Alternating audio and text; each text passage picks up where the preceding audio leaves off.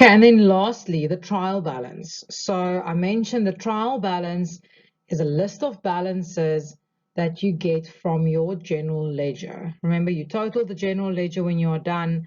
You then transfer all of those totals to a page, write the names of the T accounts and their final balances, and that is the trial balance.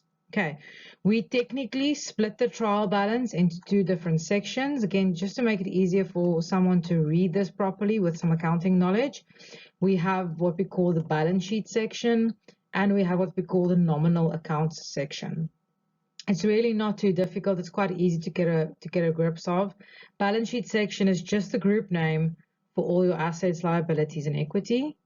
Nominal accounts section is just a group name for all your income and expenses.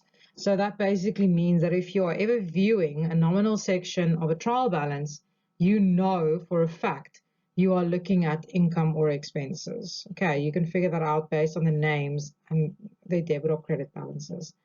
If you are looking at the balance sheet section, you are definitely looking at either assets, liabilities, or equity. Okay.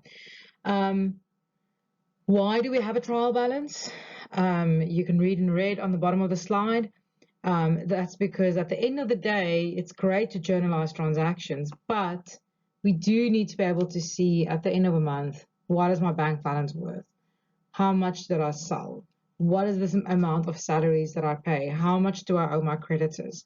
I can't answer those questions if I just have 8 journals and pages of T accounts. So by grouping and summarizing everything together in terms of journals to T accounts to trial balance, it allows me to have, like I said at the bottom, 1 Rand value for a account. So I can see immediately what something is worth, how much did I pay, what do I have in my bank account, because that's obviously what I'll use to make decisions on. So bookkeeping is important. Journals, general ledger, it's an important system. I have to keep track of every single source document, grouped by type of transaction, analyzed according to the 2 accounts that they influence, and I have to remember that. But at the end of the day, I'm trying to summarize that and bring it back to one figure next to a specific T account, I want to say, for decision-making purposes.